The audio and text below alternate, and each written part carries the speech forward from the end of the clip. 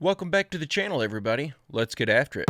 Ladies and gentlemen, we've got some strange footage apparently released by NASA on board the ISS. There's a bit of like an AI voice thing here that's just yapping, so just ignore that. But we have some strange anomalies on this piece of footage, or multiple pieces of cylindrical objects. We have like disc-shaped things appearing and vanishing, and then there's another one that is like this large tubular object, right? That just hovers down towards the Earth, and it kind of just vanishes. Look at the state of this, bruv. Look, watch. Bloop. Houdini's flying that bruv. Look at it disappear. I don't know, mate. Right? But that is not normal. Okay? There's a few things in this clip that isn't normal. And NASA keeps trying to cover up secret things and these weird anomalous activities because a lot of the time when you see this stuff happening on live streams, they pause it. NASA, right? We see when you cut off your feeds when there's something interesting happening, right? When some little weird object flies in front of it and you're like, oh, unexpected error. We're seeing this, alright? We're not crazy. We know this stuff is going on. This is really interesting. Whatever it is, I mean, this isn't the first time we've seen some sort of weird stuff coming out of the, well, being caught in and around the ISS. But that tube object, for one, look at this, mate. This Pringle can just buggers off, mate. Unbelievable. You guys let me know what you think. This is kind of intriguing. I've probably heard it said over 100 times that there's never been anything recorded entering or leaving our atmosphere, and that would imply that these things have always been here, that they did not come from outer space. But I'm starting to wonder if that's not just the narrative they're giving us to try to throw us off the trail of what's actually going on. Months are not a proper unit of time, are they? A month is either 28, 29, 30 or 31 days long. In common parlance, we talk about a month being 4 weeks long, but they're not. Only February is exactly 4 weeks long, and even then, that's only true 3/4 of the time. 94% of months are longer than a month. We know exactly how many seconds in a minute, how many minutes in an hour, hours in a day, and days in a week. We even know exactly how many months in a year. But the months themselves are a mystery. They chop and change. Let me give you an example. Human pregnancy. We've all learned this all our lives. We all know. How many months are we told an average human pregnancy should last? 9. Very good. 9 months. Now, parents, how many weeks were you told on average your pregnancy would last? 40. 40 weeks? It's 10 bloody months, isn't it? You spend your whole life as a woman thinking if you get pregnant it'll be 9 months, and then you get there and you discover it's actually 10. You've been conned, haven't you? Let's look at the year. How many months are there in a year? 12. Exactly. How many weeks are there in a year? 52. Good. However, well, 12 times 4 is 48, and 52 minus 4 is 48. It doesn't take a genius to work out we've got 4 extra weeks. And what do 4 weeks make? A month. There are actually 13 months in a year. This is outrageous. This is absolutely outrageous. And I have a solution. I have reformed the calendar. Let me be clear, it is not just the lack of rigour that I have issue with. I have another issue with months, a linguistic one. These are the months as we know them today. Take a look at the word October. Oct. Think of all the other words you know beginning with oct. Octopus, octagon, octogenarian. Think of all the words you know beginning with dec.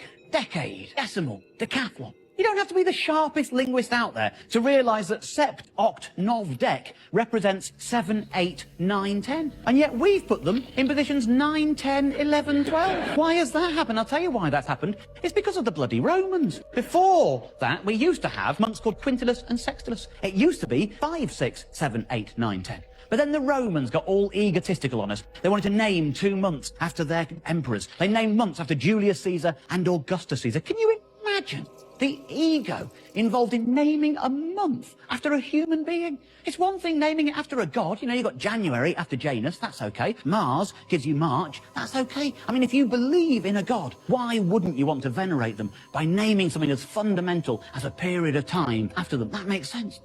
But not an actual human being. Get your egos out of the game. That is ridiculous. Well, they have confused things by naming July and August so, and then everything got moved around at a later date. So what we're going to do, we're going to correct this system. It's interesting to see how they messed up the calendar over time. This makes me wonder how much of our true history, the history they haven't corrupted, is actually misunderstood because we don't have an accurate means of determining correct time frames. If this was done by the Romans, who's to say this wasn't done before them by another empire and we just have no record of it? I have a strong feeling that the people in charge have probably messed up our records so bad at different points in history that nobody alive knows what year we're actually living in. Hey, don't forget to click like and subscribe if you haven't already, and check out my merch store at berry-stepp.com.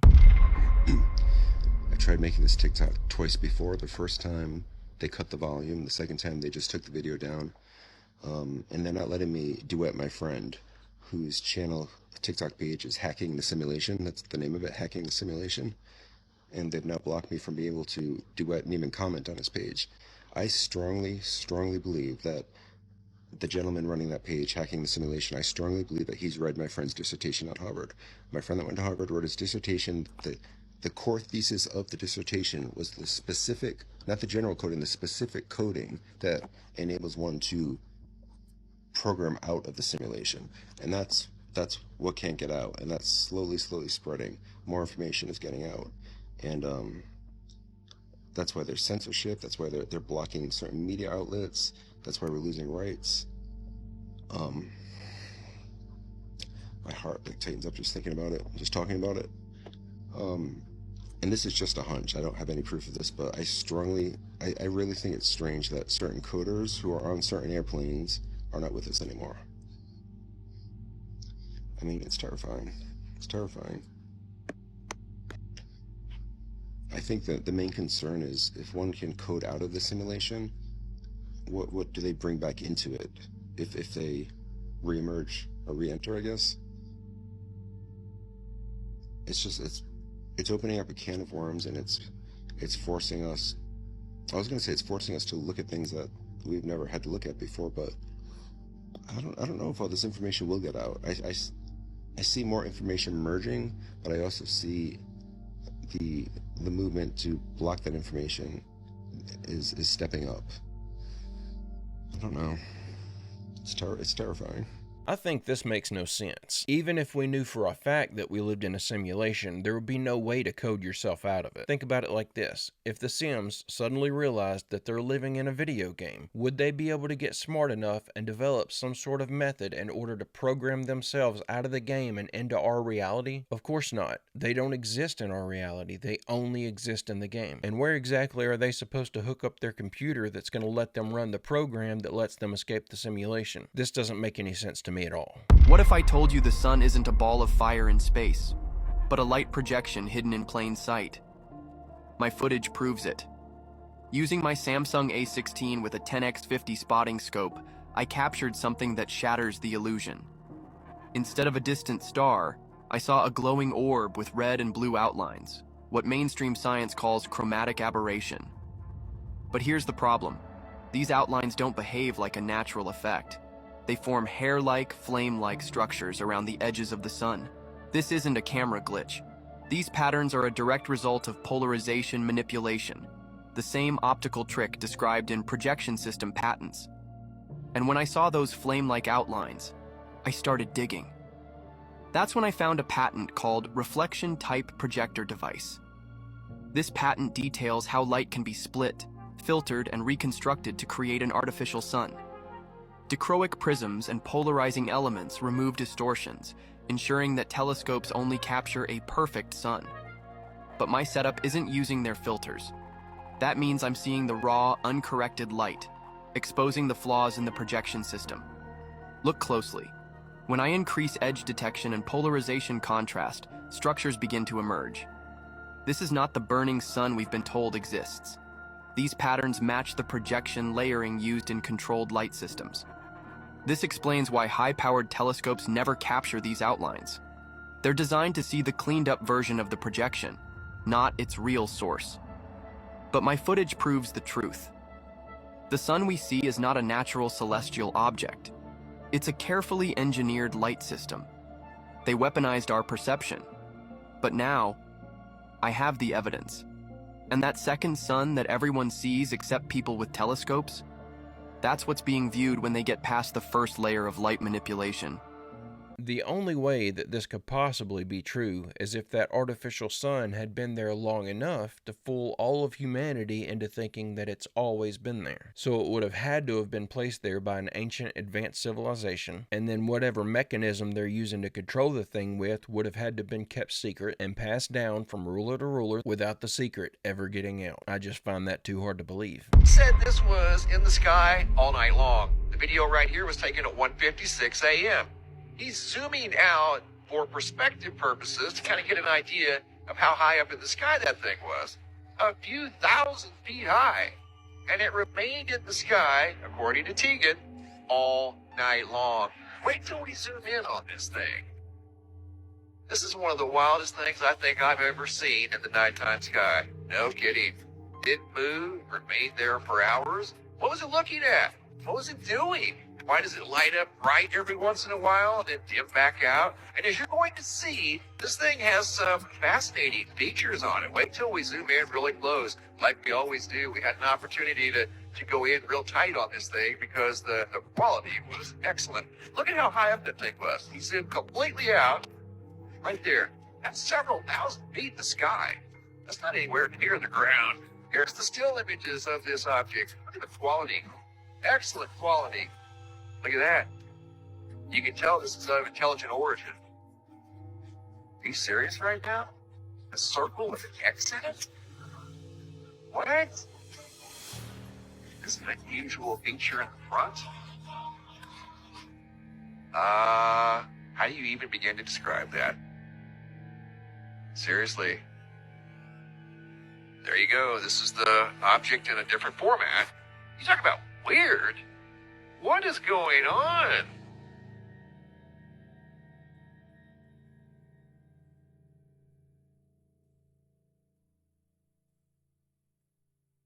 It's difficult to tell exactly because those are not the clearest images, but while I'm looking at those still images, I can't help but get the feeling that I'm looking into a window. Maybe that light was coming from inside the craft and we were looking into a window. Maybe the craft itself was being underexposed because the lights coming from inside of it were so bright. And that would make the odd shape of the light make a lot more sense if we were looking at a pane of glass and not the outline of the ship itself. What do y'all think about this one? So a few days ago, this person came in and they said, "Do you have a grimoire?" Which is a witch's book of spells. And I said, "Actually, we do." And they said, "Oh, do you have Malleus Maleficarum?" And I said, "Malleus Maleficarum is not a grimoire.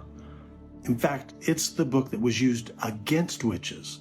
It is the most sinister book ever written on witchcraft and demonology. And this is a copy from over 4 centuries ago, Malleus Maleficarum, or Hammer of the Witches, which was first printed in the late 1400s. And from about 1500 to about 1750, that was the witch hunting craze in Europe. And tens of thousands of people who were accused of witchcraft were put to death, mostly because of this book right here. Now, a grimoire, on the other hand, is a book like this. Now, this is a grimoire by Barrett called The Magus, and it is filled with magical spells. Now, the rarest of the rare on grimoire are handwritten copies, and this is my newest acquisition, a grimoire in German. How cool is that? Now, probably the spookiest one I have, just pure black magic, is this one right here, which belonged to a sorcerer, and it has 60 different spells for summoning demons right there. Now, again, this is a more common grimoire. You've probably heard, if you've studied this at all, about the Key of Solomon. There is the small grimoire right here, a little petite copy. Or what about this one? This one is called True Black Magic, right there. So have you heard of the Necronomicon? The Necronomicon is a grimoire.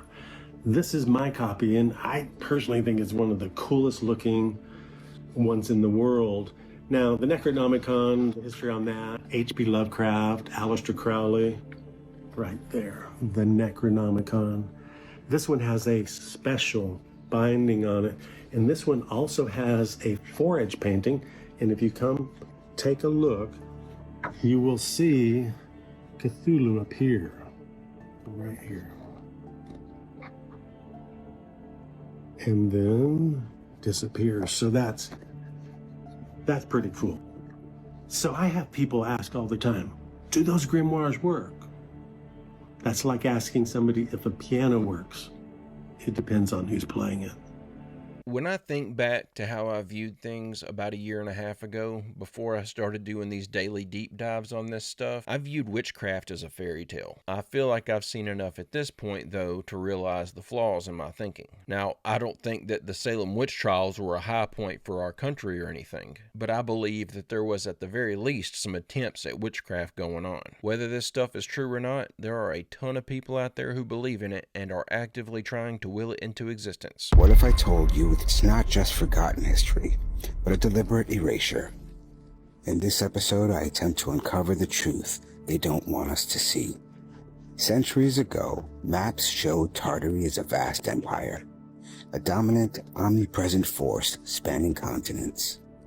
But by the 1800s, like magic, mysteriously it completely vanished, not just from maps, but from our actual history itself.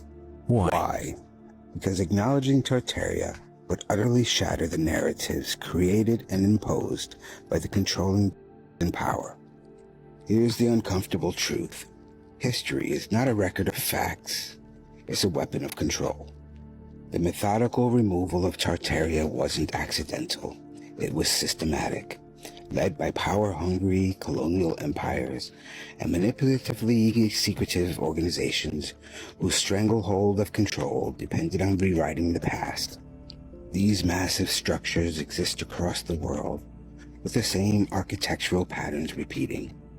Outlandish domes, unreal designs, sacred geometry, cymatic symbology, hyper-advanced engineering. We're told they were built by local rulers or colonial powers, but being realistic, the timelines simply do not add up. These stone buildings are just far too advanced for the technology of their time.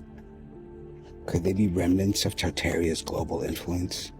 I say yes, and that's why they had to bury the truth to maintain their control. The Mud Flood, a catastrophe that reshaped the world and buried entire cities. Was it just a natural disaster, or was it something deliberately orchestrated to wipe out a civilization? Just think about it. A global reset leaving only fragments of a once thriving empire. Whoever buried Tartaria knew its power and feared what it represented. This isn't just about maps, it's about control. Colonial powers like the British and Russian empires didn't just conquer land, they conquered history. By erasing Tartaria, they erased the idea of a unified civilization that thrived without their influence, and it doesn't stop there. Secret societies, shadowy elites, these are the architects of our reality. They control education, media, and even archaeology. They decide what's fact and what's fiction. Tartaria doesn't fit their false narrative, so they simply erased it. You see, because if you knew the truth about Tartaria, then you'd start questioning everything about power, progress, and who really rules the world. I, for one, don't think it's a coincidence that the same symbols of power repeat across history. From ancient Tartarian ruins to the halls of modern elites, they're hiding in plain sight. And as long as we remain compliant, do as we're told, and don't ask any awkward questions, they stay in control. The truth is this: Tartarian history wasn't just forgotten, it was erased by those who feared its power and wanted to keep us dumb and in the dark. But they can't erase everything. It's time to expose what they've hidden. Share this, follow, and join me as I joined others who came before me, so we can continue to uncover the pieces of this charade together. The past isn't gone, it's buried, and someone needs to dig it the back up. The more I hear and read about the theory of the Tartarians, the more I'm convinced. I think North America was completely populated with Tartarians, and we found all of these elaborate buildings that they left behind. I think my favorite theory is that they didn't agree with all this war and tribalism, so they decided to separate themselves from the rest of the world, and they all moved off to Antarctica. And that is why we aren't allowed to go there. If they are in hiding, they are likely still in contact with our leaders in some form. They may have a treaty with all of these nations nations. They may want to stay hidden, and all of these nations want them to stay hidden so that they can corrupt our history and keep us in the dark about our true past. Maybe that would explain why there's only one rule that every nation in the world agrees on when they can agree on almost nothing else. Alright, so this is pretty crazy. This video that you're watching above me was released a few days ago by Deep Robotics, which is one of China's premier robotic technology manufacturing companies. And it is of the Lynx that they carry, their Lynx model, which is an all-terrain robot that boasts a compact and agile design with exceptional adaptability to diverse terrains. And as you can see, it's capable of basically doing backflips like a gymnast. It's pretty insane.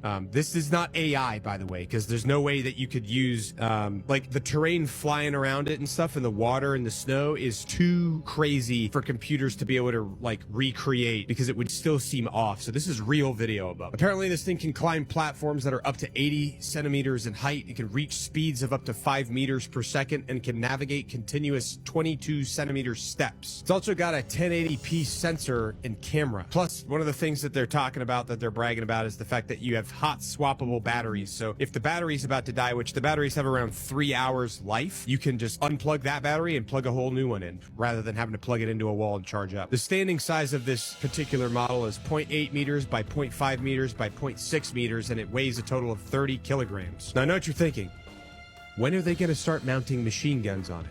Well, who says they haven't already? I can't help but look at things like this and picture that the people who created it had one thing and only one thing in mind whenever they designed it. How fast can this thing catch a human being? That's what they all look like they're designed to do. I don't really want to read into something that's not that big of an issue, but every video these robotics companies release is showing these things running at insane speeds through the craziest obstacle courses imaginable. It looks like they're making robotic super cops. I just hope we don't see these things policed in the streets one day. That is one of my biggest fears for what direction this could all go in. That is the end of our clips, but before you run off, I've got 2 packages to open from viewers. This is going to be a lot easier than usual, being able to use both hands because of the new microphone. The first package is from Michael Brown. He sent me a birthday card. Thank you, Michael. Didn't realize that I had let it slip on here when my birthday was, but you absolutely got it correct. It was the 16th. I just turned 42 years old. It says, "Happy birthday. I hope all of your birthday dreams and wishes come true. I thought you might enjoy this Bigfoot shirt for your birthday. My birthday is February 16th too. Love watching your videos. Sincerely, Michael Brown from Texas." Michael Brown, happy birthday to you, man. That is awesome. That's so cool that we share a birthday. I think celebrity birthdays, I think The Weeknd has February 16th as well. And the shirt that he sent me, oh, that's awesome. It's like a Bigfoot in 1970s workout gear.